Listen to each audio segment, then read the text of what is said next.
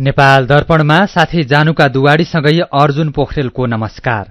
नेपाल दर्पण उज्यालो radio network काठमाडौँमा 90 मेगाहर्जसँगै देशभरि विभिन्न एफएम स्टेशनहरूबाट तथा मोबाइल एप्लिकेशन र अनलाइनबाट संसारभर एकसाथ प्रसारण भइरहेको छ।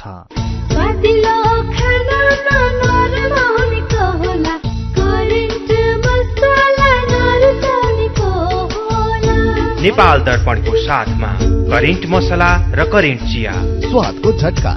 नेपाल दर्पण सुरु गरौं मुख्य खबरका शीर्षकहरूबाट।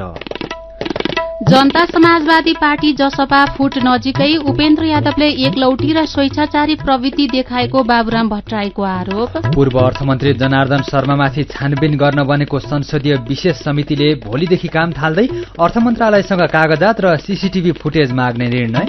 हरेक वर्ष असारमा जथाभावी बजेट खर्च गर्ने गलत प्रवृत्ति रोकिएन, विनियोजन भएको बजेट जसरी पनि सक्नै पर्छ भन्ने मानसिकता त्याग्नुपर्नेमा विज्ञको जोड। बजेट चाहिँ फ्रिज होला कि भनेर पनि मान्छेले लास्टमा जसरी तसरी चाहिँ के अरे काम गरौं भन्ने खालको मानसिकताले पनि यो खालको स्थिति आएको हो। 20 वर्षपछि अमेरिकी डलर र युरोको भाव बराबरी। रुसले इन्धन निर्यातमा कटौती गर्दा युरोप समस्यामा आउँदा दिन झनै चुनौतीपूर्ण रहेको चेतावनी। र क्यानले गर्ने नेपाल टी20 क्रिकेट लीगलाई आईसीसीको मान्यता। भारतसँगको पहिलो एक दिवसीयमा इंग्ल्याण्ड 110 रनमा अल आउट।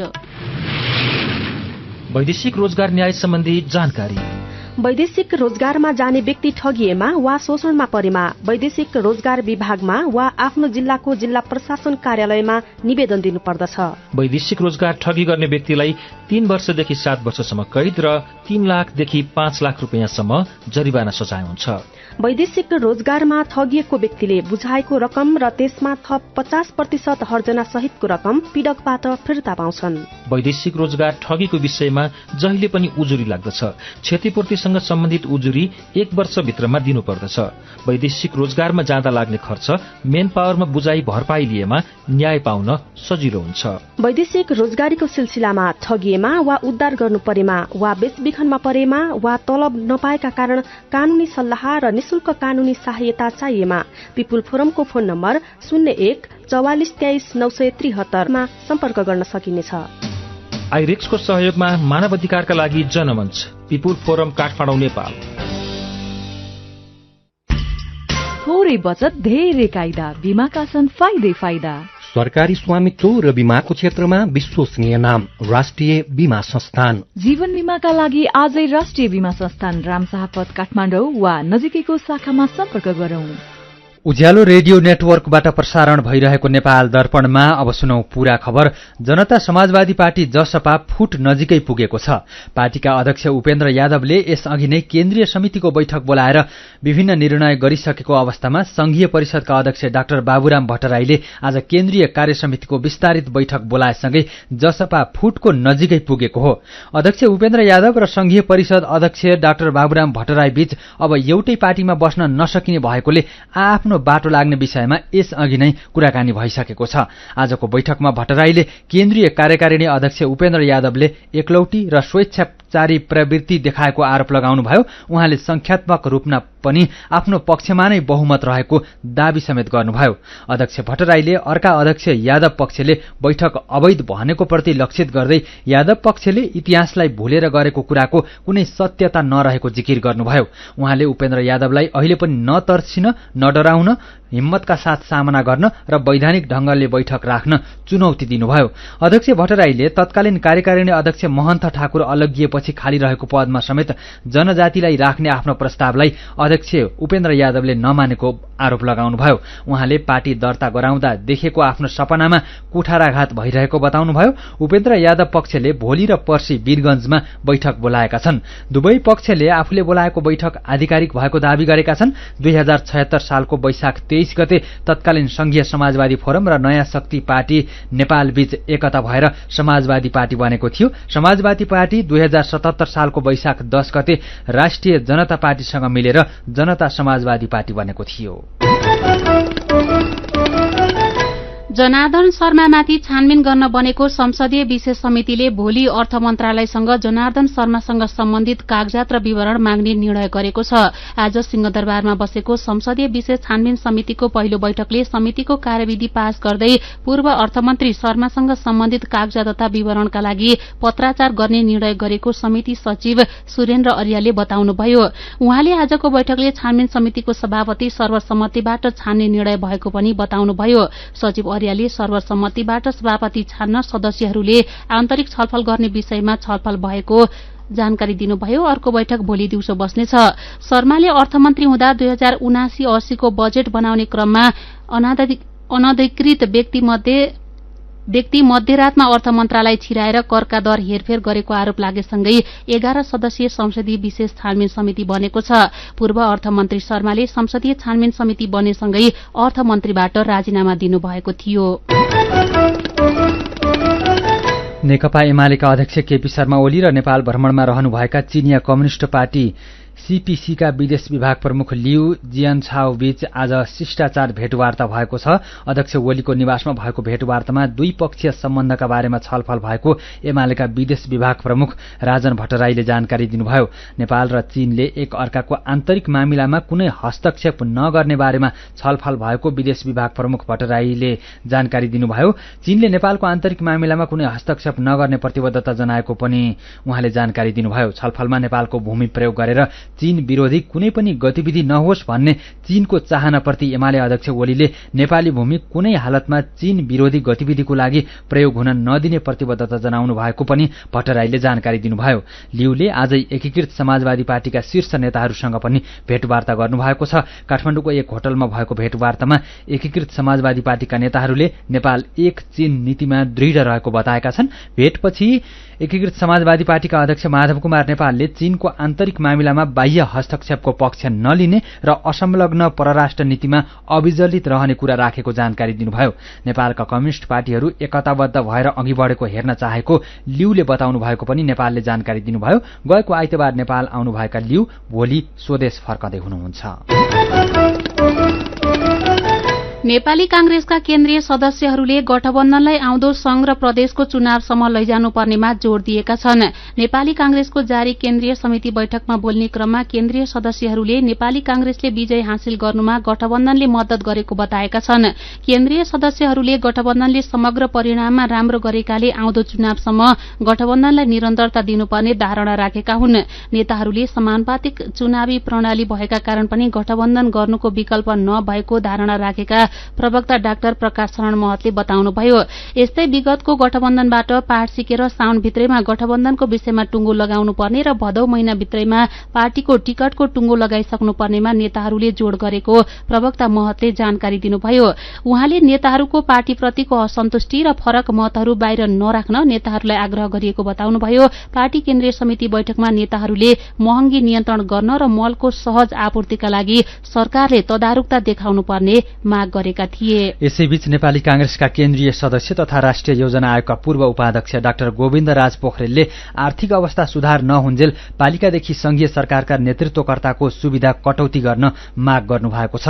केन्द्रीय कार्य समितिको बैठकमा पोखरेलले पार्टी सभापति तथा प्रधानमन्त्री शेरबहादुर देउवाले प्रदेश सरकारहरूसँग समन्वय गरेर नेपालको आर्थिक अवस्था नसुध्रिदासम्म पालिकादेखि संघीय सरकारसम्म राजनीतिक नेतृत्वलाई दिइने अनावश्यक सुविधामा कटौती गर्नुपर्ने बताउनुभयो। यस्तै उहाँले राजनीतिक सहमति कायम गरेर सरकारी खर्च घटाउने सम्बन्धमा डाक्टर डिलीराज खनालको प्रतिवेदन लागू गर्न, गठबन्धनका दलहरूको फिरन्ते आर्थिक नीतिको पछाडि नलागी समयमै फजुल खर्च रोक्न, बजेट समयमा र उपयोगमूलक तरिकाले खर्च गर्न र खर्च गर्दा आर्थिक गतिविधि बढाउने आयोजनाहरूमा मात्र खर्च गर्न नेपाली कांग्रेसका जनप्रतिनिधिलाई केन्द्रीय समितिबाटै निर्देशन दिन माग गर्नुभएको छ। पोखरेलले नेपालको सुशासनको यस्तै दयनीय अवस्था रहेमा देश श्रीलंकाको बाटोमा नगए कहाँ जान्छ त भनेर पनि प्रश्न सोध्नु भएको छ। भोलिदेखि काठमाडौँ उपत्यकाका 3वटा जिल्लामा अनलाइनबाट नै फारम भरी मतदाता नामावली दर्ता गर्न सकिने भएको छ। निर्वाचन आयोगले आज एक विज्ञप्ति निकालेर भोलिदेखि अनलाइनबाटै काठमाडौँ, भक्तपुर र ललितपुरबाट फारम भर्न सकिने जनाएको हो। निर्वाचन आयोग नेपालको वेबसाइट www.election.gov.np मा गई व्यक्तिगत विवरण भरी जिल्ला निर्वाचन कार्यालयमा अनलाइनबाटै पेश गर्न सकिने आयोगले जनाएको छ। पेश गरिसकेपछि अनलाइनमा उल्लेख गरिएको संकेत नम्बर सहितको प्रिन्ट कपी र आवश्यक अन्य प्रमाण कागजात लिएर फोटो खिच्न र औंठा छाप दिन सम्बन्धित जिल्ला निर्वाचन कार्यालयमा जानुपर्ने आयोगले जनाएको छ। सीधा कुरा प्रश्न विचार यो हो उज्यालो रेडियो नेटवर्क काठमाडौँमा 90 मेगाहर्ज, नेपाल दर्पणमा कुराकानीसँगै खबरको सिलसिला बाँकी नै छ, सुन्दै गर्नुहोला। HIV का बारेमा खुलेर कुरा गरौं। HIV खराब आचरणको नतिजा नभई असावधानीको परिणाम हो, तसर्थ यसबाट बच्न असुरक्षित यौन सम्पर्क नराखौं।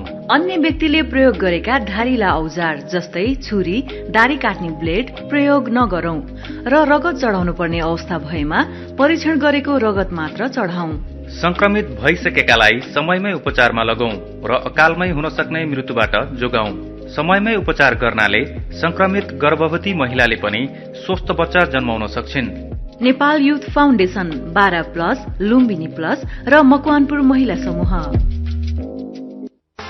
ल 1-2 के सामान बेचेको हो? 1-2 भन्दैछौ त? सानीमा बैंकमा 1 राखेपछि 2 हुने मुद्दती खाता भनेको क्या? ए सानीमा डबल धमाका मुद्दती खाता पो भनेको हो नि। यो डबल धमाका मुद्दती खातामा 76 महिनामै निक्षेपमा राखेको रकम दोब्बर हुन्छ।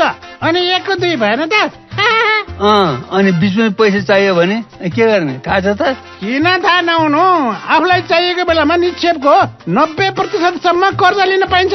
साथै निशुल्क क्रेडिट कार्ड पनि लिन सकिन्छ।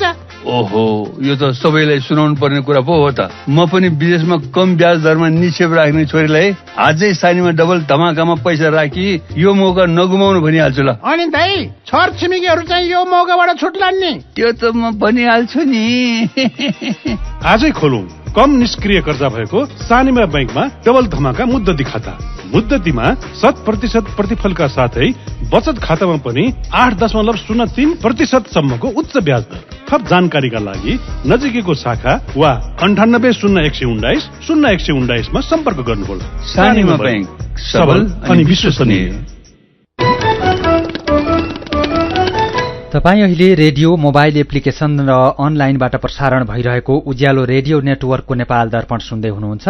यतिन्जेल हामीले जनता समाजवादी पार्टी फुट नजिकै जनार्दन शर्मामाथि छानबिन गर्न बनेको संसदीय विशेष समितिले भोलिदेखि काम थाल्दै अर्थ मन्त्रालयसँग सीसीटीभीको फुटेज सहितका विवरण माग लगायतका खबर प्रस्तुत गर्यौं। अब बाँकी प्रसंग।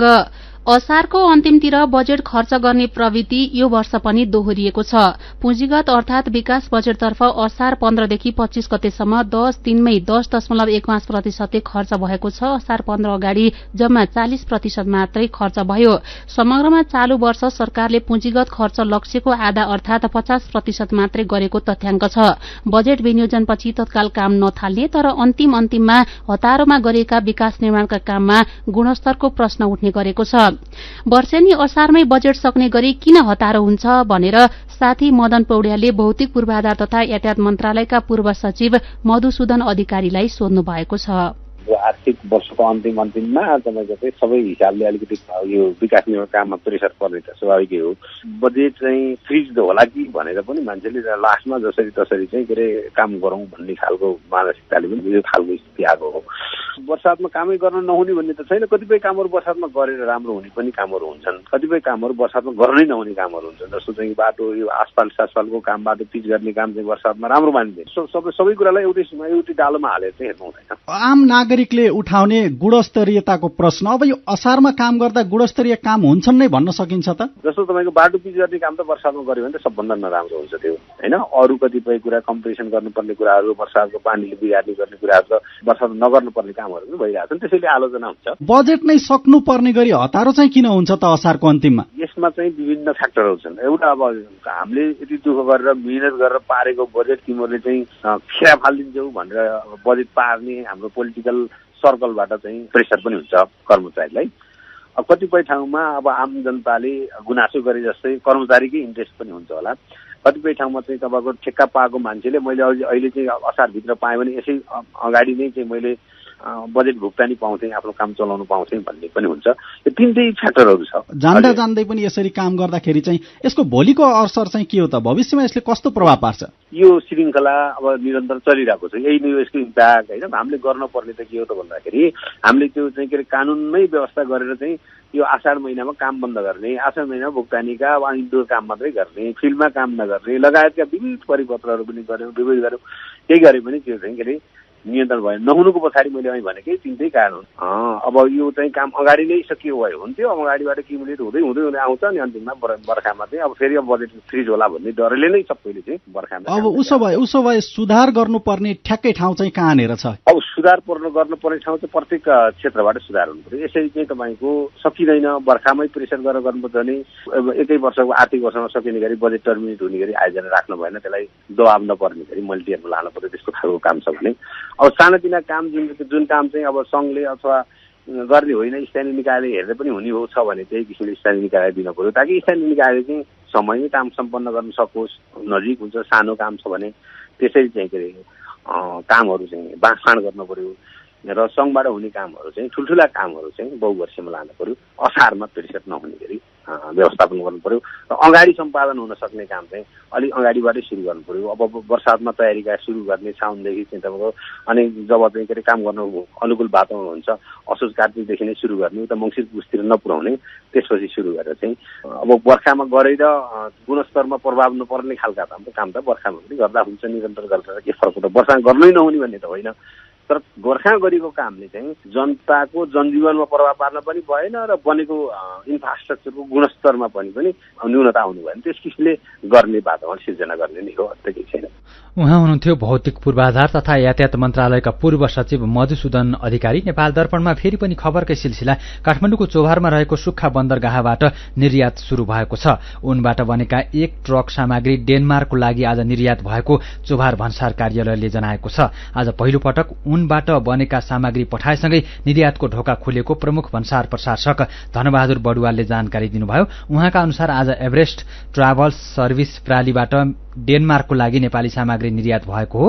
उहाँका अनुसार 43,467 युरो अर्थात 55,71,000 रुपियाँका सामग्री निर्यात भएको हो।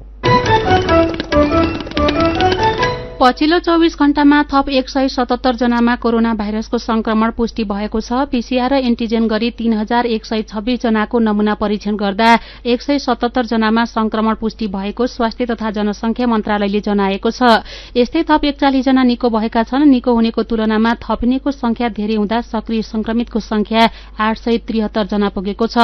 कोरोना संक्रमणका कारण 24 घण्टामा कसैको पनि ज्यान गएको छैन। थप 64,907 जनाले कोरोना विरुद्धको खोप लगाएका स्वास्थ्य मन्त्रालयले जनाएको छ। यसैबीच मृगौला पीड़ित सरोकार समाज नेपालले त्रिभुवन शिक्षण अस्पताल महाराजगंजलाई डायलाइसिस सेवा सस्तो गर्न आग्रह गरेको छ। समाजले आज त्रिभुवन विश्वविद्यालय शिक्षण अस्पतालका निर्देशक डाक्टर दिनेश काफ्लेलाई भेटेर शिक्षण अस्पतालले सरकारले डायलाइसिसका लागि दिएको रकम भन्दा बढी शुल्क लिएको भन्दै शुल्क कम गर्न माग गरेको हो। समाजका अध्यक्ष बलराम सुवेदीले सरकारले मृगौला पीड़ितलाई डायलाइसिस गर्न एक पटकको लागि 2500 रुपियाँ दिने गरे पनि त्रिवी शिक्षण अस्पतालले त्यही शुल्क भन्दा धेरै रकम लिएको भन्दै सरकारले दिएकै रकमभित्र मृगौला पीड़ितलाई डायलाइसिस गर्न माग गर्नुभयो। निर्देशक डाक्टर काफ्लेका अनुसार त्रिभुवन विश्वविद्यालय शिक्षण अस्पतालमा मात्र दैनिक 66 जनालाई डायलाइसिस हुँदै आएको छ।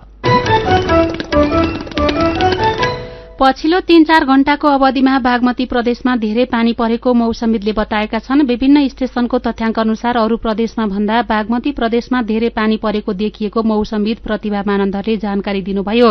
धादिङको धुनीबेसीमा मात्रै पछिल्लो 3 घण्टामा 60 मिलिमिटर भन्दा धेरै पानी परेको छ। यस्तै ठूलो पानी परेकाले आज काठमाडौँको उत्तरी क्षेत्रमा मुहान भएका नदी तथा खोलामा पानीको सतह बढेको छ। पानीका कारण उपत्यकाका विष्णुमती, शेषमती, धोबीखोला, मनोहरा लगायतका नदी तथा खोलामा पानीको सतह बढेको छ।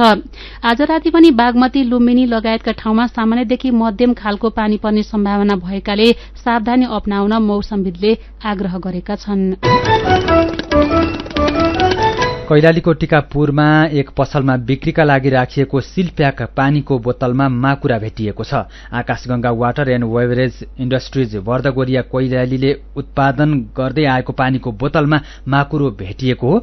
टिकापुरको विभोर मेडिकलमा ग्राहकले पानीको बोतल मागेपछि बोतलमा माकुरो देखिएको मेडिकलका सञ्चालक सञ्जय भण्डारीले जानकारी दिनुभयो। उहाँले पानीको सिलप्याक बोतलमा माकुरो भेटिएपछि उत्पादक कम्पनीलाई खबर गर्दा बेवास्ता गरेको र स्वीकार नगरेको बताउनुभयो।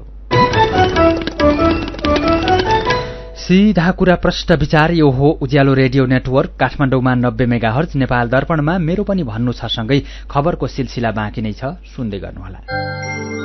गाउँको उत्पादन शहरमा, रैथाने खाना घर घरमा, पञ्चगुणीय तत्त्वले भरिपूर्ण रैथाने कृषि खाद्य वस्तु तथा सामग्रीहरू कृषकहरूबाट संकलन तथा प्रशोधन गरी काठमाडौँ उपत्यका भरि सहज रूपमा होम डेलिभरी भइरहेको कुरा सहर्ष जानकारी गराउँदछौं। सम्पर्क तथा जानकारीका लागि रैथाने एग्री प्रोडक्ट्स नेपाल प्राली, चप्पल कारखाना, Maharajganj, Kathmandu. Phone number 01 40 15 658 40 15 662, mobile number 98 434 21 743 र 98 550 45 242। रैथानेलाई तपाईले मोबाइल एपको लागि RAITHAANE रैथाने टाइप गरेर वा वेबसाइट www.raithanenepal.com मा गएर पनि भेट्न सक्नुहुनेछ। सुन हे दिदी बहिनी, सुन दाजु भाइ, खाता खोल्नु नेपाल बैंकमा जुनी भारीलाई, बचत गरौँ नेपाल बैंकमा जुनी भारीलाई, कारोबार गर्न सक्छौं बसी बसी घरमा, ढुक्क हुन्छन् सबैजना नेपाल बैंकको भरमा। समयसँगै अघि बढ्दै नेपाल बैंक लिमिटेड, नेपालको पहिलो बैंक। मेरा छोराछोरीको सपना अन्तर्राष्ट्रिय स्तरको उच्च शिक्षा। म पनि यस्तै चाहन्छु। मलाई विश्वास छ हाम्रो सपना र चाहनालाई पूरा गर्छ नेपाल जापान सेवा सेन्टरले। हजुर, उच्च शिक्षाको लागि जापानको जुनसुकै सिटीमा अध्ययन गर्न र जापानिज भाषा सिक्नको लागि हामी तपाईको साथमा छौं। सम्पर्क नेपाल जापान सेवा center, Nagpokhari, Kathmandu. Phone number 44 28 242 44 28 242। Come once, you will certainly be benefited. विभिन्न रेडियो स्टेशनबाट मेचीदेखि महाकालीसम्म र मोबाइल एप्लिकेशन तथा अनलाइनबाट संसारभरि एक साथ प्रसारण भइरहेको नेपाल दर्पणमा तपाईंलाई फेरि स्वागत छ। अब बाँकी खबर। 2 दिनसम्म उच्च अंकले घटेको शेयर बजार आज सामान्य बढेको छ। शेयर बजार परिसूचक निप्से आज 11.68 अंकले बढेर 1927.28 बिन्दुमा पुगेको छ। 226 वटा कम्पनीका 49,67,000 किता शेयर 1 अर्ब 70 करोड़ 77 लाख रुपैयाँमा कारोबार भएका छन्। कालीकोट राष्ट्रिय प्रसारण लाइनमा जोडिएको 1 वर्ष पुगे पनि विद्युत सेवा नियमित हुन सकेको छैन। राष्ट्रिय प्रसारणको लाइन नियमित नहुँदा विद्युत सेवा मार्फत हुने सबै कामकाज प्रभावित भएका छन्। कालीकोटमा अहिले पनि दैनिक 9-10 घण्टासम्म बत्ती जाने गरेको स्थानीयले गुनासो गरेका छन्। दैलेखमा समस्या आएकोले बनाउने प्रयास भइरहेको नेपाल विद्युत प्राधिकरण कालीकोट वितरण केन्द्रका प्रमुख नारायण प्रसाद पौड्यालले बताउनुभयो। साहित्यिक पत्रिका गरिमाको पुनः प्रकाशन शुरू भएको छ। 209 भानु जयन्तीका अवसरमा साझा प्रकाशनले आज ललितपुरको पुल्चोकको कार्यालय परिसरमा विशेष कार्यक्रम गरी गरिमा साहित्यिक मासिक पत्रिका प्रकाशन शुरू भएको जानकारी गराएको हो। नेपाली साहित्य जगतमा नै उच्च प्रतिष्ठा कमाएको गरिमाको प्रकाशन 2075 साल मंसिरदेखि रोकिएको थियो। श्रीमतीकै नक्कली फेसबुक अकाउन्ट बनाएर अश्लील क्याप्सन सहितको फोटो पोस्ट गर्ने एकजना पक्राउ परेका छन्। वैदेशिक रोजगारीको क्रममा ओमानमा रहेकी श्रीमतीको नाममा नक्कली फेसबुक अकाउन्ट खोलेर फोटो दुरूपयोग गरेर फोटोमा अश्लील क्याप्सन लेख्ने रूपन्देहीको सैना मैना 4 मुर्गियाका जीवन दमाईलाई प्रहरीको साइबर ब्यूरोले पक्राउ गरेको छ। उनीमाथि विद्युतीय कारोबार ऐन अनुसारको कार्यवाहीको लागि प्रहरीले अनुसन्धान गरिरहेको छ। यस्तै 4 जना नाबालिकाको फोटो प्रयोग गरेर नक्कली फेसबुक अकाउन्ट बनाएर दुरूपयोग गर्ने सिन्धुलीको घ्याङले घर भई काठमाडौँ बस्ने राजेश विक पनि पक्राउ परेका छन्। उनले बालिकाको नक्कली अकाउन्ट बनाएर अश्लील शब्द प्रयोग गरेर नाबालिकाका आफन्त र साथीलाई सन्देश पठाउने तथा चरित्र हत्या हुने खालका गतिविधि गरेका थिए। बाल यौन दुर्व्यवहारको आरोपमा मकवानपुरको कैलाश 9 का वडा अध्यक्ष भुवन सिंह घलानलाई प्रहरीले पक्राउ गरेको छ। कालिका माध्यमिक विद्यालयकी छात्रालाई यौन दुर्व्यवहार गरेको आरोपमा वडा अध्यक्ष घलानलाई पक्राउ गरिएको मकवानपुरका प्रहरी प्रवक्ता टेक बहादुर कार्कीले जानकारी दिनुभयो। मेरो पनि भन्नु छ। हेटौडाको वडा 11 र 12 जोड्ने राप्ती पुल तोकिएको समयभन्दा अगाडि नै बनेको खबरमा सन्तोष कान्छा कटवाल, सीता पाण्डे, राणा भाट लगायतका साथीहरूले अचम्म मान्दै लेख्नु भएको छ। समयमा काम नभएर यात्रुले हैरानी पाइरहेको खबर सुनिरहेका हामीलाई यस्तो सकारात्मक खबर पनि सुन्न पाइने रहेछ भन्ने लागेको छ। यस्तै सकारात्मक खबर दिनदिनै सुन्न र पढ्न पाइयोस्।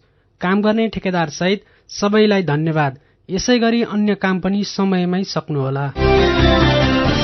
यही खबरमा सुमराज साईले लेख्नु भएको छ, अन्य क्षेत्रका ठेकेदार पनि यस्तै भइदिए कस्तो हुन्थ्यो होला। विकास निर्माणका काममा म्याद थपै गर्दा समेत काम भएको छैन। पुल नबनेकै कारण कतिपय ठाउँमा यो बर्खामा जनधनको क्षति भएका छन्। अब हुने जोखिम पनि उत्तिकै छ। बढ्दो मूल्यवृद्धिबारे बिना लिम्बुले लेख्नु भएको छ, भाव पनि कतिसम्म बढाउने होलान् अचम्म लाग्छ। होइन, गरिब नागरिकले कसरी घर धान्ने होला? यो सरकारले कहिले गरिबको आवाज सुनिदिने होला? यही विषयमा सम्झना पौड्याल लेख्नुहुन्छ, मूल्यसँगै ऋणको ब्याज पनि बढिरहेको छ। यसले नागरिकको दैनिकलाई कष्टकर बनाउँदै लगेको छ। तर उनीहरूलाई राहत दिने कुरामा संघीयसँगै स्थानीय सरकारले समेत चासो दिएको छैन। अनि सांसदहरूले भत्ताका लागि हाजिर मात्रै गरेर बैठकबाट निस्कने गरेको खबर बिहानको कार्यकरणमा सुनेर माधव अधिकारीले लेख्नु भएको छ, हाजिर गरेर भाग्ने सांसदको भत्ता कटाउनुपर्छ। विचारका लागि तपाईलाई धन्यवाद। मेरो पनि भन्नु छ। मेरो पनि भन्नु छ प्रस्तुत गर्दै हुनुहुन्थ्यो साथी दामोदर नेउपाने। नेपाल दर्पणमा अब विदेशका खबर। 20 वर्षपछि अमेरिकी डलर र युरोको भाव बराबरी भएको छ। रूसले युरोपमा इन्धन निर्यातमा कडाई गरेको असरस्वरूप युरो कमजोर बनेपछि 20 वर्षमा पहिलो पटक डलरसँग भाव बराबरी भएको रोइटर्सले जनाएको छ। सन् 2002 पछि आज पहिलो पटक 1 अमेरिकी डलर बराबर 1 युरो कायम भएको खबरमा उल्लेख छ। अमेरिकी डलर भन्दा युरोको भाव जहिले पनि बढ़ी नै हुँदै आएको थियो। रूसले युक्रेनमा आक्रमण गरेपछि युरोप र अमेरिकाले रूसमाथि कड़ा आर्थिक प्रतिबन्ध लगाएका छन्। प्रतिबन्धको बदलामा रूसले पनि इन्धन निर्यातमा कटौती गर्दा युरोपमा महँगी बढ़ेको छ भने युरोको भाव कमजोर हुँदै गइरहेको छ। युरोको भाव कमजोर हुँदा युरोपेली शेयर बजार पनि घटेको छ। आर्थिक विश्लेषक नील विल्सनले इन्धन कटौतीका कारण युरोपका लागि आउँदा दिन झनै चुनौतीपूर्ण रहेको बताउँदै यसको असर विश्वका धेरै ठाउँमा देखिने चेतावनी दिनुभएको छ। देश छान्न लागेका श्रीलंकाका पूर्व अर्थमन्त्री बासिल राजापाक्सेलाई अध्यागमनका कर्मचारीले विमानस्थलबाटै फर्काइदिएका छन्। श्रीलंकाका राष्ट्रपति गोटाबाया राजापाक्सेका कान्छा भाइ समेत रहेका पूर्व अर्थमन्त्री बासिल राजापाक्से दुबई हुँदै अमेरिकाको वाशिंगटन जानको लागि कोलम्बो विमानस्थल पुग्नु भएको थियो। तर विमानस्थलका कर्मचारीले उहाँको देश छान्ने योजना असफल बनाइदिएका बीबीसीले जनाएको छ। देशलाई आर्थिक रूपमा टाट पल्टाएर आफू विदेश जान लागेको भन्दै कर्मचारी र विमानस्थलमा पुगेका अन्य यात्रुले पूर्व अर्थमन्त्रीको विरोध पनि गरेका छन्। देश चरम आर्थिक संकटमा पर्न थालेपछि गएको अप्रिल महिनामा उहाँले राजीनामा दिनुभएको थियो। श्रीलंकाका राष्ट्रपतिका सबै दाजुभाइ देशका प्रमुख पदमा हुनुहुन्छ। गोटाबाया राजापाक्से राष्ट्रपति हुनुहुन्छ। महिन्दा राजापाक्से यसअघि प्रधानमन्त्री हुनुहुन्थ्यो। बासिल राजापाक्से महिन्दा राजापाक्से प्रधानमन्त्री हुँदा अर्थमन्त्रीको रूपमा रहनु भएको थियो।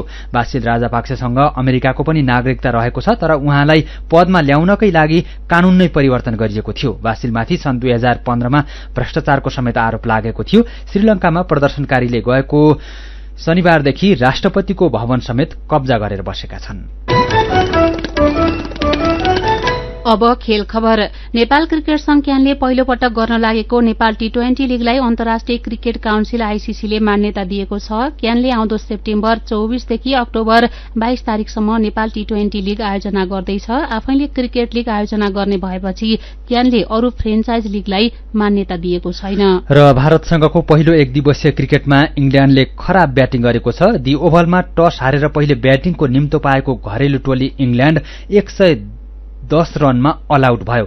उसका लागि जोस बटलरले सर्वाधिक 30 रन बनाए। इङ्ल्याण्डका 4 जना खेलाडीले खाता पनि खोल्न सकेनन्। बोलिङतर्फ भारतका जसप्रीत बुमराहले 6 र मोहम्मद सामीले 3 विकेट लिए। 111 रनको लक्ष्य पछ्याएको भारतले ताजा अवस्थामा 2 ओभर 1 बलको खेल सकिँदा कुनै पनि विकेट नगुमाई 7 रन बनाएको छ। भारत र इङ्ल्याण्ड बीच 3 खेलको एक दिवसीय श्रृङ्खला हुँदैछ। यसअघि भएको 3 खेलको टी20 श्रृङ्खला भारतले 2-1 ले जितेको थियो। खेल खबरसँगै उज्यालो रेडियो नेटवर्कबाट प्रसारण भइरहेको नेपाल दर्पणको समय सकिनै लागेको छ। बिदा हुनु अघि आजका मुख्य खबरका शीर्षकहरू फेरि एकपटक। जनता समाजवादी पार्टी जसपा फुट नजिकै उपेन्द्र यादवले एकलौटी र स्वेच्छाचारी प्रवृत्ति देखाएको बाबुराम भट्टराईको आरोप। पूर्व अर्थमन्त्री जनार्दन शर्मामाथि छानबिन गर्न बनेको संसदीय विशेष समितिले भोलिदेखि काम थाल्दै अर्थ मन्त्रालयसँग सीसीटीभी फुटेज सहितका विवरण माग। हरेक वर्ष असारमा जथाभावी बजेट खर्च गर्ने गलत प्रवृत्ति रोकिएन, विनियोजन भएको बजेट जसरी पनि सक्नै पर्छ भन्ने मानसिकता त्याग्नुपर्नेमा विज्ञको जोड। 20 वर्षपछि अमेरिकी डलर र युरोको भाव बराबरी, रुसले इन्धन निर्यातमा कटौती गर्दा युरोप समस्यामा आउँदा दिन झनै चुनौतीपूर्ण रहेको चेतावनी। र क्यानले गर्ने नेपाल टी20 क्रिकेट लिगलाई आईसीसीको मान्यता, भारतसँगको पहिलो एक दिवसीयमा इङ्ल्याण्ड 110 रनमा अल आउट। आजको नेपाल दर्पण सकिएको छ। प्रविधिमा साथ दिने साथी संघर्ष विष्टसँगै हामी जानुका दुवाडी र अर्जुन पोखरेल पनि विदा हुन्छौं। कोरोना विरुद्धको खोप लगाउन छुट्नु भएको छ भने आफ्नो वाडामा सम्पर्क गर्नुहोला। नमस्कार।